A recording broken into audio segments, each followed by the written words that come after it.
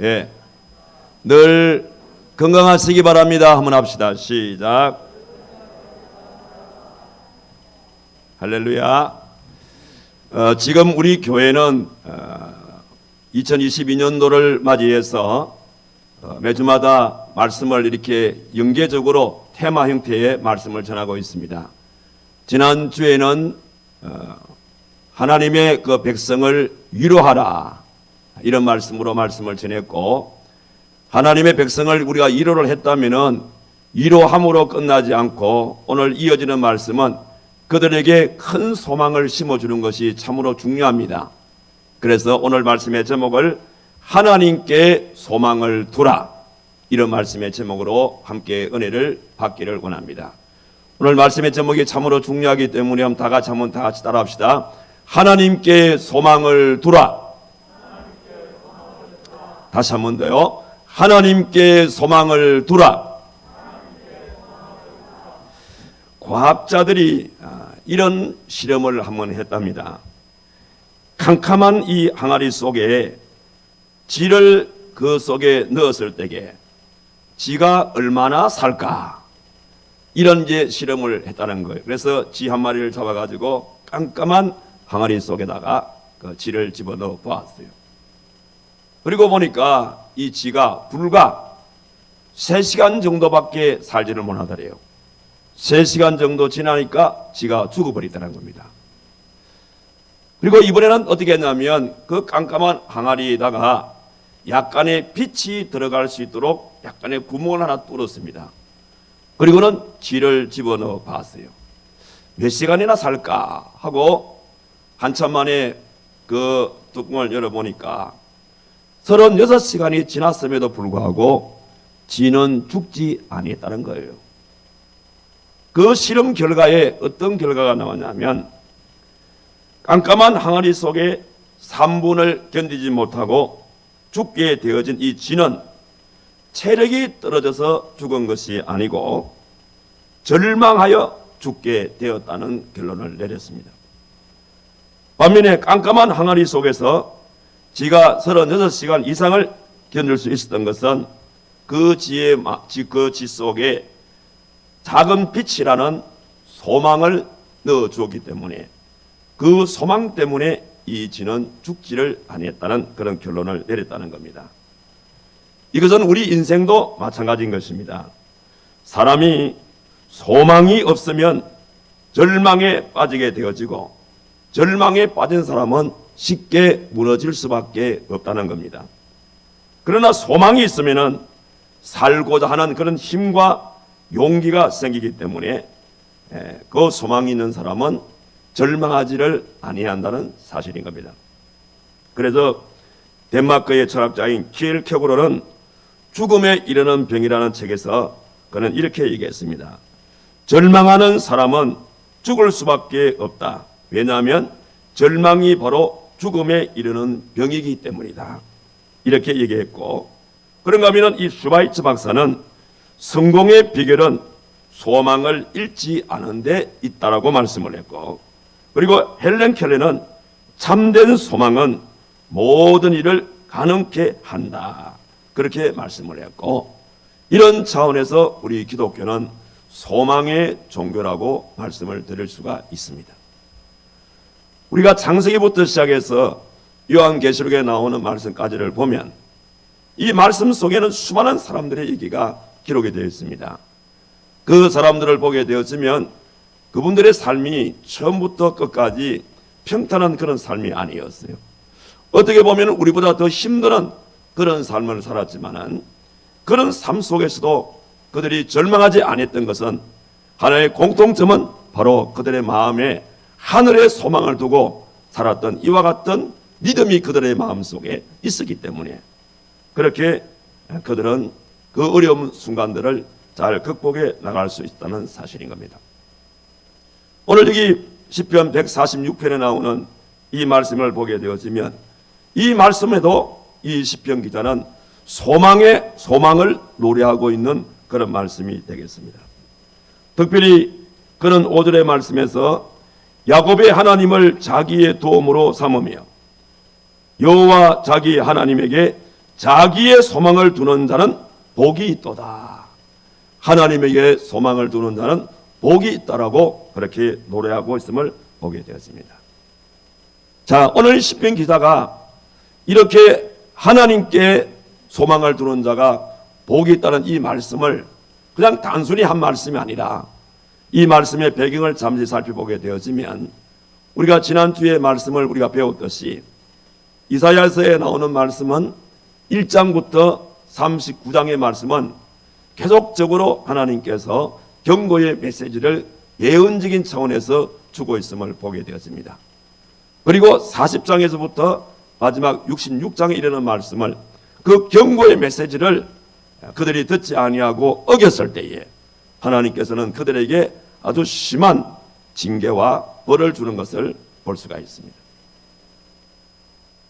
유다 백성들이 하나님 앞에 큰 죄를 범했습니다. 그들은 하나님 말씀에 순종하지를 아니했고 우상을 섬겼고 그리고 우상 앞에 절을 했던 것입니다.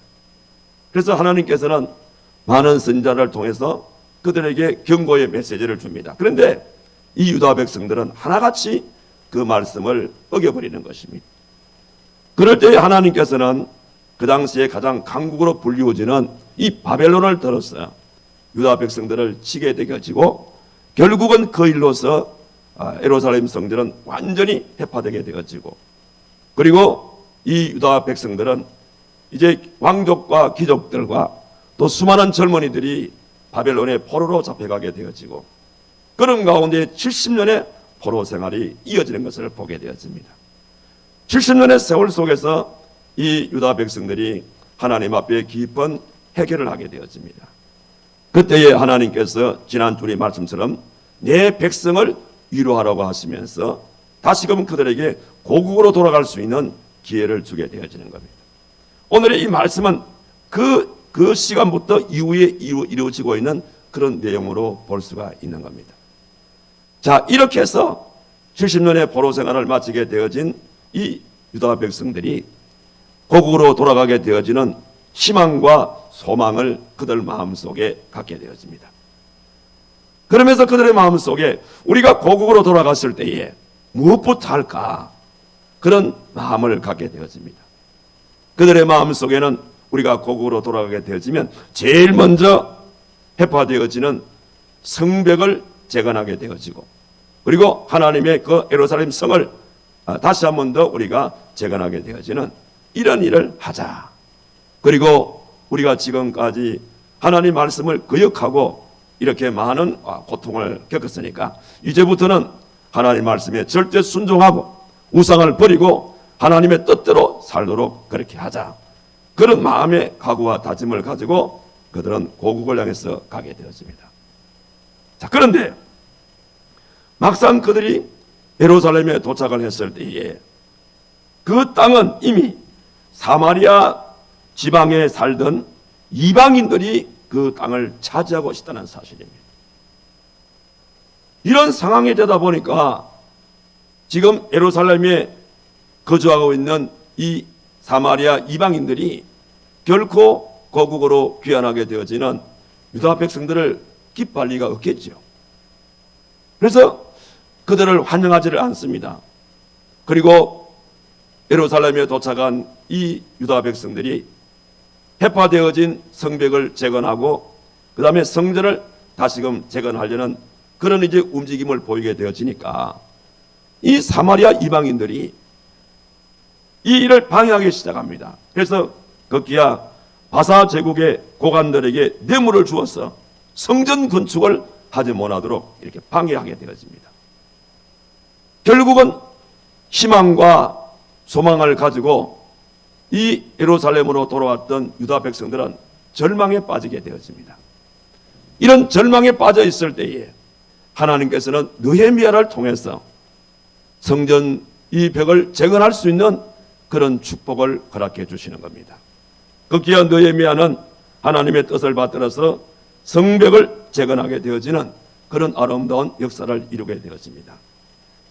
이런 와중에 성벽이 재건되어지는 이런 모습을 바라보게 되어진 시편 기자는 소망을 가진 자에게는 큰 소망이 반드시 성취되는 것이구나. 그 사실을 오늘 이 시편 146편을 통해서 노래하고 있음을 볼 수가 있습니다. 자, 그런데 오늘 우리는 이 말씀 속에서 두 가지의 기쁜 신앙의 교훈을 얻을 수가 있습니다. 어떤 신앙의 교훈을 얻을 수가 있냐 하면, 첫째는 우리는 이 땅에 살면서 소망을 두어서 안 될 것에 소망을 두어서는 안 된다는 것, 이거하고, 또 하나는 우리가 어디에 소망을 두고 살아가야 될 것인지, 이 부분에 대해서 기쁜 두 가지 교훈을 주고 있다는 말씀입니다.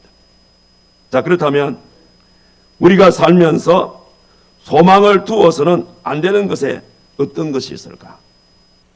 바로 그것은 제일 먼저 우리는 재물에 소망을 두지 말라는 말씀인 겁니다. 어디 이런 말씀이 나오냐면 디모데전서 6장 17절의 말씀에 보면, 너희는 이 세대에서 부한 자들을 명하여 마음을 높이지 말고 정함이 없는 재물에 소망을 두지 말고 오직 하나님께 두라. 이런 말씀이 나오는 것을 보게 되어집니다. 그런데 실제적으로 오늘날 사람들은 재물에 소망을 두고 살아가는 사람들이 너무나도 많습니다. 오늘날 사람들은 소망이 없는 돈이나 소망이 없는 재물에 소망을 두고 살아가는 것입니다. 그래서 돈이 많으면 소망이 있는 것 같고, 돈이 떨어지게 되어지면 소망이 없는 것처럼 그렇게 느끼고 살아가는 것이 우리의 인생이라 이 말이에요. 그래서 성경은 돈에는 정함이 없다라고 그렇게 말씀하면서, 돈과 재물은 어리도 없는 것이고 돈이라는 것은 돌고 도는 것이 돈이라는 사실인 겁니다. 그렇기 때문에 우리는 재물에 소망을 두지 말라는 그런 말씀이 되겠습니다. 이는 우리 예수님께서도 누가복음 12장 13절 이하의 말씀에 보게 되어지면 한 부자의 비유를 통해서 재물에 소망을 두지 말 것을 말씀하는 것을 볼 수가 있습니다. 그 내용을 읽어보게 되어지면 한 부자가 농사를 잘 지었습니다.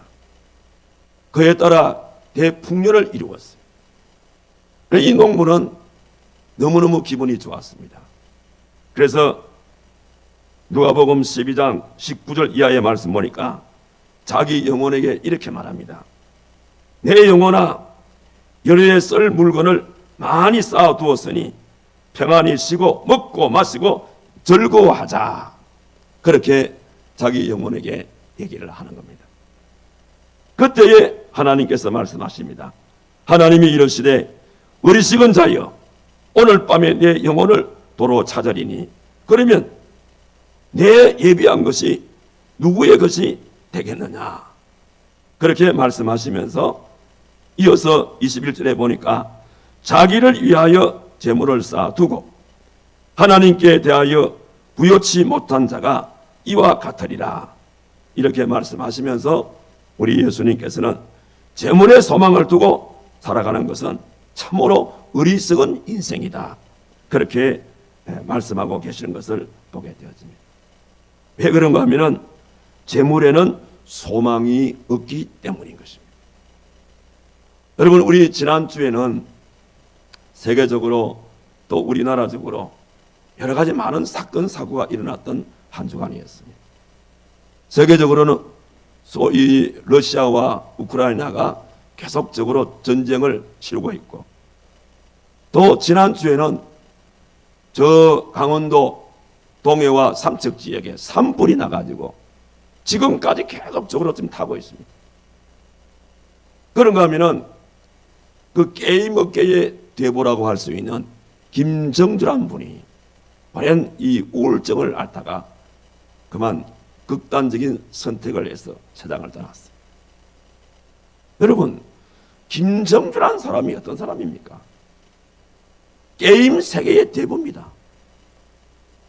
지금 그분이 가지고 있는 자기 개인 자산만 하더라도 17조 원입니다.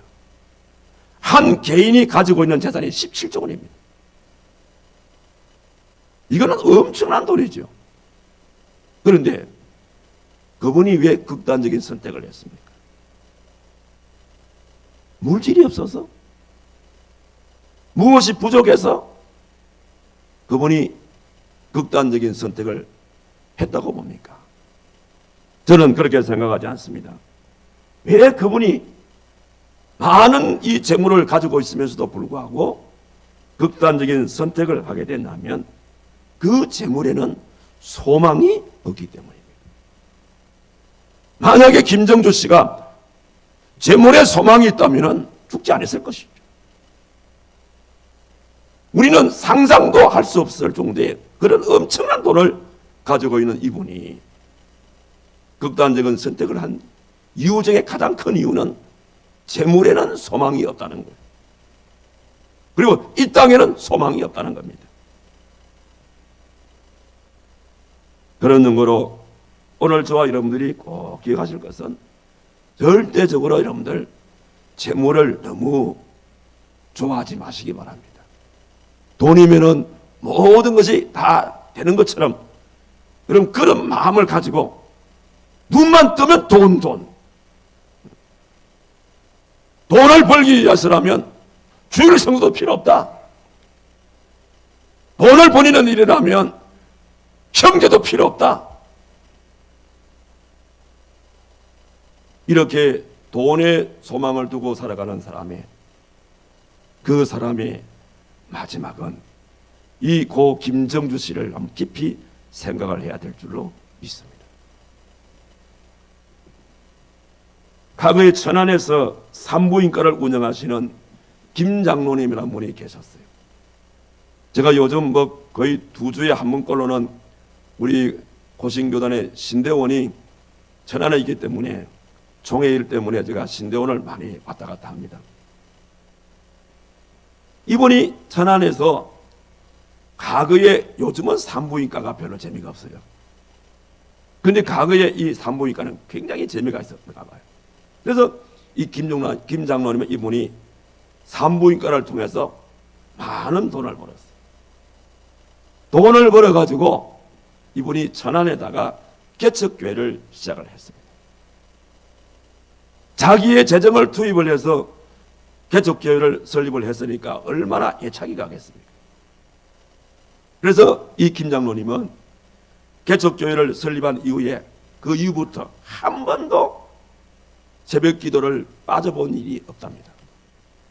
그분에게는 6남매가 있었는데 6남매 모두 다 서울서 공부를 했습니다. 그러니까 이 김 장로님이 주말이 되어지면 서울로 갑니다. 아이들을 보기 위해서. 그런 세월을 20년 동안 했어요. 매주 토요일이 되어지면 아이를 보기 위해서 서울에 올라가고, 웬만한 것 같으면 서울 갔으니까 주일날 새벽은 서울 근교에 있는 교회에 가서 새벽 기도를 참석할 수 있음에도 불구하고 이 김 장로님은 늦은 시간이라도 토요일 밤이 되면 꼭 다시 천안으로 돌아왔다는 겁니다. 제가 천안에서 서울까지 지금 경부고속도로 타고 올라가 보니까 딱 1시간 걸려요. 그 과거에 경부고속도로가 제대로 안 됐을 때에는 더 많은 시간이 걸렸었겠죠. 그럼에도 불구하고 이 김 장로님은 한 번도 본교에서 새벽 기도를 빠진 적이 없는 사람이었어요.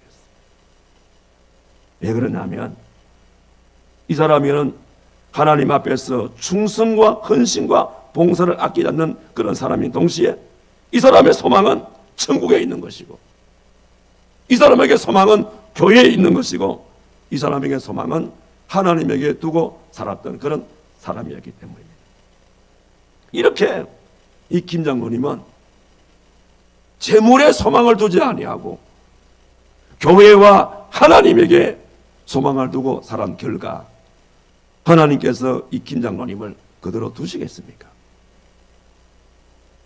그 일 이후에 하나님께서 이 김 장로님의 6남매에게 복을 내려주시는데 어떤 복을 주시냐면, 첫째 맏아들에게는 고려대학교 학장의 복을 주었어요. 둘째에게는 산부인과 원장이면서 한남대학교 이사장의 복을 주었어요.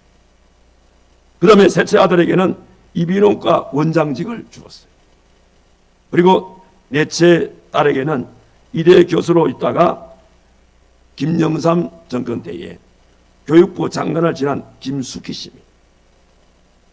그리고 막내는 누구냐면, 막내가 이 TV에서 이분이 지금도 활동하고 계시는데 노자 사상을 강의하고 있는 돌 김용옥 씨입니다. 이분이 바로 그 장로님의 막내 아들입니다. 요 김용옥 씨 이 교수님은 아버지의 신앙과 좀 다른 길을 갑니다만은, 그러나 나머지 오남매는 아버지의 신앙 그대로 그 길을 가서 이런 큰 복을 받게 되었다는 사실입니다. 자, 여러분, 이것이 어떤 우리의 결과를 주냐면, 재물에 소망을 두는 자의 결과와 하나님에게 소망을 두고 살아가는 자의 결과가 어떠한가를 보여주고 있는 그러한 한 단면의 모습이 되겠습니다. 재물에 소망을 두고 살아갔던 고 김정주 대표는 17조 원이라는 엄청난 재물을 소유하고 있음에도 불구하고 그런 마지막 극단적인 선택으로 세상을 떠나버렸어요. 그러나 그렇게 김정주 씨보다 많은 돈은 아니지만은, 그러나 이 김장로님이라면 이분은 그런 쪽쪽 그의 소망이 하나님에 있기 때문에 하나님 나라를 위해서 교회를 설립하게 되어지고 주의 나라를 위해서 살아간 결과 하나님께서는 장로님에게만 복을 준 것이 아니라 그 육남의 모두에게도 하나님께서 이런 큰 복을 허락해 주셨다라는 사실입니다. 이 한 가지 사건만 보더라도 우리가 이 땅을 살아가면서 재물에 소망을 두고 살아가는 것이 얼마나 어리석은 일인 것을 분명히 보여주고 있습니다. 그런 의미로 오늘 저와 여러분들은 이 땅을 살아가면서 어떤 경우에도 재물을 얻기 위해서 재물의 목을 걸지 마시기 바랍니다. 재물의 목을 걸지 마시고 하나님의 나라에다가 소망을 두고 살아갈 수 있는 여러분 되기를 주님의 이름으로 축원합니다. 그럼 또 한 가지는 보이는 것에 소망을 두지 말 것을 말씀해 주고 있습니다. 로마서 8장 24절의 말씀 보니까 우리가 소망으로 구원을 얻었음에 보이는 소망이 아니니 보는 것을 누가 바라리요? 라는 그런 말씀이 나오고 있습니다. 그런데 오늘 요즘 우리 시대의 특징이 뭡니까? 오늘 이 시대의 특징은 무엇인가 하면은 모든 사람들이 합리적인 사고를 가지고 있어요. 합리적이고 그 다음에 논리적인 그런 사고를 가지고 있습니다. 합리적이고 논리적인 사고를 가진 사람의 특징이 뭔지 압니까?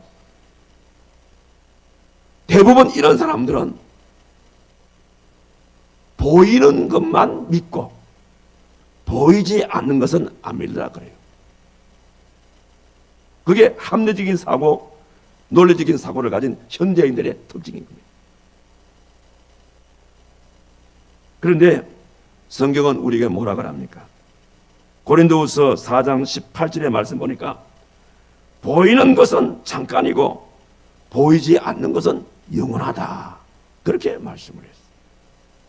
자, 한번 예를 들어 봅시다. 자, 이 시간 우리가 하나님 앞에 예배를 드립니다.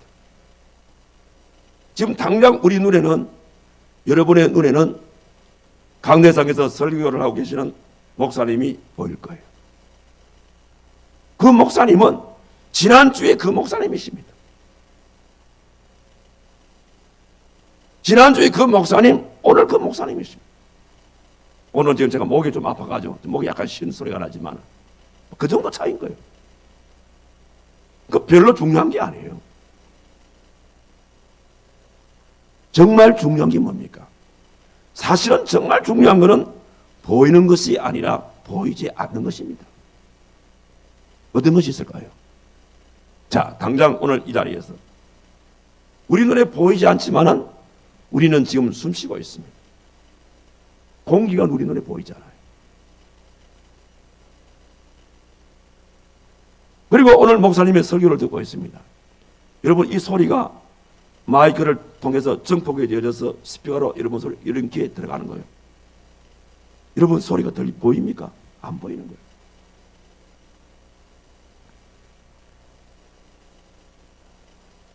그렇기 때문에 오늘 저와 여러분들 이 예배에 참석하셔서 보이는 것을 보기 위해서 이 자리에 앉아 계시면 안 되는 겁니다. 정말 중요한 것은 보이는 것이 중요한 것이 아니라 보이지 아니한 우리의 믿음이 중요하다는 사실을 믿으시기를 바랍니다. 그래서 히브리서 11장 1절에 뭐라 그랬어요? 믿음이란 것은 바라는 것들의 실상이고 보지 못하는 것들의 증거다. 그렇게 말씀을 했습니다. 그러니까 오늘 저와 여러분들은 오히려 안 보이는 것을 추구하는 그런 마음으로 이 자리에서 하나님께 예배를 드리자는 겁니다. 그래서 찬송가 545장, 제가 오늘 목이 안 아프면 좀 이 찬양을 좀 부르고 싶은데 목이 아프기 때문에 제가 그냥 가사만 읽어드릴게요. 이 눈에 아무 증거 아니 배워도 믿음만을 가지고 늘 걸으며, 이 귀에 아무 소리 아니 들려도 하나님의 약속 위에 서리라. 걸어갔세 믿음 위에 섰어, 나갔세 의심 버리고, 걸어갔세 믿음 위에 서서 눈과 귀에 아무 증거 없어도. 보십시오. 우리의 생활 속에는 눈에 보이는 것보다 눈에 보이지 않는 것이 더 중요하다, 이런 말씀 아닙니까? 그런 증거로 오늘 저와 여러분들 이 땅을 살아가시면서 너무 눈에 보이는 것, 그것에 여러분 소망을 두고 살게 되어지면 언젠가는 그것 때문에 여러분들은 좌절하고 낙심할 수밖에 없다는 사실인 겁니다. 정말 우리에게 소망을 줄 것은 뭐냐면 보이는 것이 아니라 보이지 않는 우리의 믿음에 소망을 두고 살게 되었을 때에 여러분은 결코 실망하지 아니한다는 사실입니다. 오늘 이 사실을 이 본문에서 우리에게 소개해주고 있는 것이고, 그 다음에 더구나 더 중요한 것은 뭐냐면 사람에게 소망을 두지 말라는 거예요. 여기 3절과 4절의 말씀을 보십시오. 기인들을 의지하지 말며 도울 힘이 없는 인생도 의지하지 말지니 그의 호흡이 끊어지면 걸구로 돌아가서 그날에 그의 생각이 소멸하리로다. 이 말씀의 의미는 무슨 말씀입니까? 특히 여기 보는 기인들을 의지하지 말라. 이 기인이란 이 말씀은 히브리어 원문을 보니까 네디빔이라는 그런 뜻이에요. 네디빔이란 이 단어인데, 이 네디빔이란 이 뜻이 뭐냐면 영향력이 있는 사람, 혹은 탁월한 위치에 있는 사람. 여러분, 오늘날 이 사회에 부정부패가 왜 생깁니까? 바로 이런 사람들 때문에 생기는 겁니다. 영향력이 있는 사람이 영향력을 발휘하려는 거예요. 어떤 좋은 위치에 있는 사람이 자기의 위치를 이용해서 여러 가지의 부정행위를 저지르게 되는 겁니다. 이런 것이 결과적으로 이 땅에 부정부패를 놓게 되어지는 결과물이 되는 것입니다. 그래서 오늘 성경은 이 부분을 꼬집고 말하는 것이, 그렇기 때문에 사람을 의지하지 말라는 거예요. 더욱이 우리가 사람을 왜 의지하지 말아야 되냐면,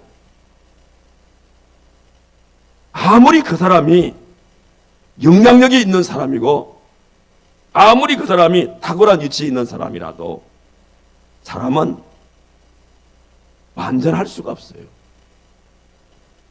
우리의 인생은 불확실한 그런 인생이고 우리의 삶은 한계가 있는 삶이라 이 말입니다. 어떤 분이 그런 말씀을 했습니다. 현대를 일컬어서 불확실성의 시대다, 그렇게 말했어요. 여기 불확실한 시대라는 것은 뭐냐면 확실한 것이 하나도 없다 이 말입니다.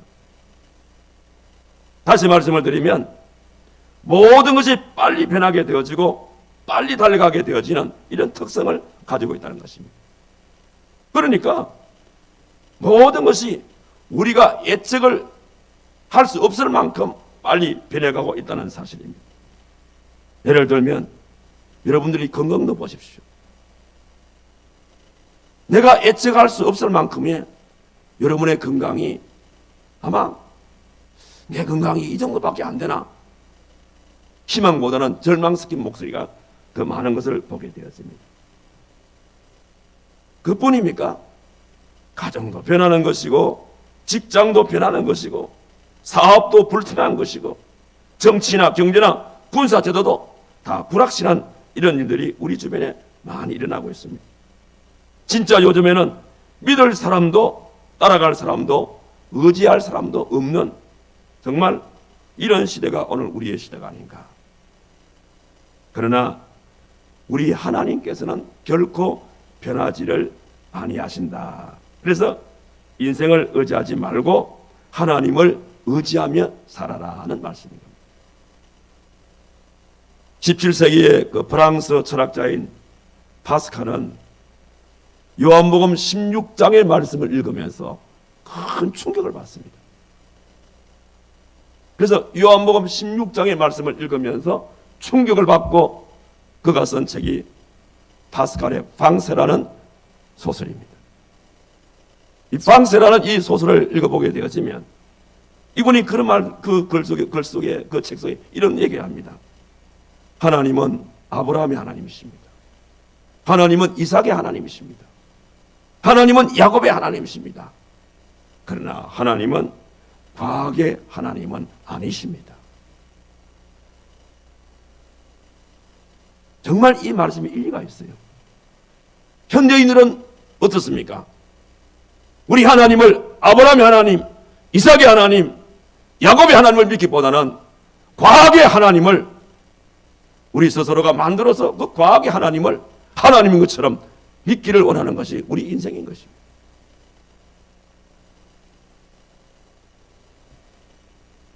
이것은 참으로 어리석은 일인 것입니다. 사람을 의지하고 살게 되어질 때에 그 사람이 언젠가는 변하기 때문에 그 사람이 변하는 그 순간 나의 모든 사람에게 소망을 둔 사람은 모든 것이 끝나게 되어진다 그 말이에요. 그런 연고로 오늘 시편기자는 사람을 의지하지 말라. 사람을 의지하지 말고 하나님을 의지하며 살아가라. 그렇게 말씀을 하고 있습니다. 자, 그러면 왜 우리가 하나님에게 소망을 두고 살아가야 되냐? 바로 그것은 하나님에게 소망을 두고 산다는 것은 해바라기 인생을 살면 하나님 앞에 소망을 두고 살아가는 삶이 된다는 겁니다. 여러분, 우리 잘 알다시피 해바라기 꽃을 아시지 않습니까? 해바라기가 왜 해바라기가 되었습니까? 해바라기란 것은 뭐냐면 해를 보고 피는 꽃이라 해서 해바라기라 그렇게 말합니다. 그래서 해바라기 꽃은 해가 동쪽에 뜨게 되어지면 이 해바라기 꽃은 동쪽을 바라봅니다. 해가 서쪽으로 기울게 되어지면 해바라기는 서쪽을 향하게 되었습니다. 마찬가지로 하나님에게 소망을 두고 살아가는 사람은 주바라기의 삶을 살면 됩니다. 어떤 환경에 내가 처한다 하더라도 시련 속에서나 절망 속에서나 아픔 속에서나 좋은 일이나 굳은 일이나 항상 우리의 소망은 하나님에게 초점을 맞추고 그 하나님을 바라보고 살게 되어질 때에 우리의 삶 속에는 절대적으로 절망이라는 건 있을 수 없다는 사실. 그러면 왜 하나님에게 소망을 두고 살아가야 되냐? 여기는 두 가지의 이유가 있습니다. 그 첫 번째 이유가 뭐냐면 6절의 말씀을 보십시오. 여기 보니까 여호와는 천지와 바다와 그 중에 만물을 지으시며 영원히 진실함을 지키시며 이렇게 말하고 있죠. 무슨 말씀인가 하면 왜 우리가 하나님에게 소망을 두냐 하면 그 하나님은 천지를 창조하신 분이기 때문에. 그래서 시편 121편 1절과 2절의 말씀에도 보면 내가 산을 향하여 눈을 들리라. 나의 도움이 어디서 올고 나의 도움이 천지를 지으신 여호와께서로다. 그렇게 우리 하나님은 창조의 하나님이라는 것을 분명히 말씀해 주고 있습니다. 사람에게는 이 땅을 살면서 친구가 셋이 있다고 합니다. 그 첫 번째 친구는 죽고 못 사는 사이로서 그 친구의 이름은 재물이라는 친구입니다. 두 번째 친구는 자주 만나서 끈끈하게 지내는 그런 사이로서 그 친구의 이름은 사람이라는 친구입니다. 그리고 세 번째 친구는 별 볼 일 없는 친구로서 만나면 만나고 못 만나면 못 만나는 그냥 그럭저럭 지내는 그런 친구로서 그 친구의 이름은 예수 그리스도라는 것입니다. 정말 이 얘기대로 세상 사람들은 돈을 제일 좋아하게 되어지고 사람들의 인맥을 형성해서 살아가는 것이 우리의 인생입니다. 그런데 예수님을 멀리하고 소홀히 한다는 사실입니다. 그러나 한번 잘 생각해 보십시오. 재물이 내 인생을 책임져 주지 않습니다. 그리고 사람들이 내 인생을 얼마나 책임져 주냐 이 말입니다. 이런 것들은 한계가 있다는 거예요. 재물도 죽음 전까지는 우리에게 유익을 줍니다, 사실은. 그러나 죽음 이후에는 우리에게 아무런 도움을 줄 수 없는 속수무책이 바로 이 인간의 관계입니다. 그러나 예수 그리스도는 어제나 오늘이나 영원토록 변함이 없이 나와 함께 해주시는 그분이 있고 그분께서는 나의 모든 것을 책임져 주시는 그분이기 때문에 그래서 하나님에게 소망을 두라는 겁니다. 동시에 왜 우리가 하나님께 소망을 두냐면 그 하나님은 도울 힘이 있는 하나님이시기 때문이라고 그렇게 성경은 말씀합니다. 어디 그런 말씀이 나오죠? 자, 여기 7절을 봅시다. 억눌린 사람들을 위해 정의로 심판하시며 눌린 자들에게 먹을 것을 주시는 이시로다. 여호와께서는 갇힌 자들에게는 자유를 주시는도다. 8절과 9절 보세요. 여호와께서 맹인들의 눈을 여시며 여호와께서 비굴한 자들을 일으키시며 여호와께서 의인들을 사랑하시며 여호와께서 나그네들을 보호하시며 고아와 가부들을 붙드시고 악인들의 길을 굳게 하시는도다. 무슨 말씀입니까? 바로 왜 우리가 하나님에게 소망을 두냐면 이렇게 우리 하나님은 우리에게 도움을 주시는 하나님이시기 때문에 우리는 그 하나님에게 소망을 두라 이런 말씀이 되겠습니다. 여러분, 진정한 도움이라는 것은요, 필요할 때에 필요한 것을 주는 자가 진정한 도움을 주는 자입니까? 진정한 도움이라는 것은 위로가 필요할 때에 위로해 주시고 따뜻한 말이 필요할 때에 따뜻한 말을 해주시고 배고플 때는 먹을 것을 주시고 아플 때는 병을 치료해 주게 되어지는 이런 자가 진정한 우리의 도움을 주는 자가 아니겠습니까? 여러분, 이 땅에 그런 자가 있습니까? 그래서 이렇게 우리에게 진정으로 필요할 때 필요한 것을 주시고 위로가 필요할 때는 위로를 주시고 따뜻한 말이 필요할 때는 따뜻한 말을 주시고 배고플 때는 먹을 것을 주시고 우리가 병들었을 때에 치료해 주시는 그분은 오직 나의 살아계신 하나님밖에 없다는 사실을 믿으시기 바랍니다. 그런 연구로 우리는 하나님에게만 소망을 두고 살아가야 한다는 사실입니다. 그래서 우리 복음성 가운데 평안을 너에게 주노라 그런 곡이 있죠. 저기 목이 아파서 오늘 부를 수가 없어요. 가사 들어보세요. 평안을 너에게 주노라. 세상이 줄 수 없는, 세상이 알 수도 없는 평안.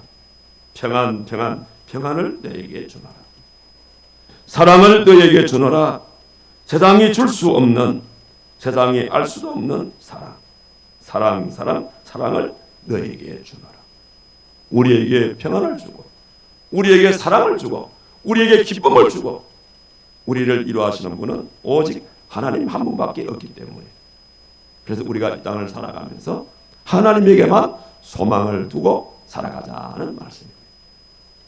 이렇게 하나님에게 소망을 두고 살게 되어질 때에 내 하나님께서는 우리에게 어떤 복을 주시냐면 우리 하나님께서는 바로 기적의 은혜의 축복을 허락해 주신다는 사실입니다. 그러면 우리가 하나님께 소망을 두고 살 때에 어떤 기적의 은혜를 주시는지 한 사람의 신앙 간증을 소개하면서 오늘 말씀을 마치겠습니다. 30대 청년입니다. 이분은 나름대로 신앙생활을 열심히 잘 하시는 분이었어요. 그런데 어느 날부터 이분이 돈 버는 일에 즐거움을 느끼기 시작했습니다. 그래서 돈 버는 일이라고 하면 주님의 이런 자선이었습니다. 돈 버는 일이 생기게 되어지면 주의를 거두기는 그냥 여자였습니다. 그러는 가운데에 어느 날 몸이 몹시 피곤하더랍니다. 피곤하게 되어지고 밥맛도 없고 몸이 나른하게 이렇게 처지면서 이상하다. 왜 몸이 이럴까? 하고 어느 날 아침에 화장실에 가서 변을 보는데 그 변을 보니까 변에 피가 섞여 나오는 거예요. 이상하다. 왜 변에 피가 섞여 나오지? 걱정이 되어서도 그날 병원에 가서 진찰을 받아봤어요. 받아보니까 원장님께서 하신 말씀이 뭐라냐면 대장암 말기입니다. 이라는 거예요. 하늘이 무너지는 것 같았습니다.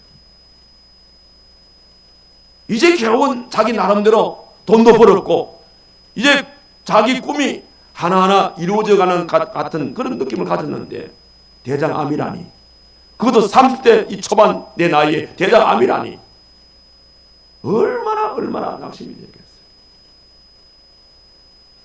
그러면서 이 청년의 마음 속에 재물은 내게 소망을 줄 수 없구나. 보이는 것도 내게 소망을 줄 수 없고 사람들도 결코 나에게 소망을 줄 수 없고 오직 소망을 줄 수 있는 분은 하나님밖에 없구나. 그때부터 이 청년은 죽기 살기로 새벽 기도에 열심히 나와서 하나님께 눈물 콧물 흘리면서 하나님 나 좀 살려달라. 내가 지금까지 신앙생활 소홀히 한 거 정말 용서해달라고. 그래 울면서 기도했어요. 그래도 마음에 이게 성이 차질 않아요. 그래서 어느 날 이분이 작심을 하고 기도원을 갔어요. 기도원을 가서 21일 금식 기도를 시작했습니다. 금식 기도를 시작하는데 금식 기도를 시작한 지 5일째가 되는 날에는 문득 기도하는 가운데에 이사야서 58장 9절의 말씀이 문득 자기 머리에 떠오릅니다. 여러분, 이사야서 58장 9절의 말씀이 어떤 말씀이죠?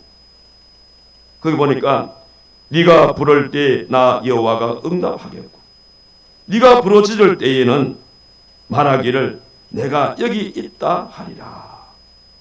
그 말씀이었어요. 이 말씀이 얼마나 자기 마음에 위로가 되는지.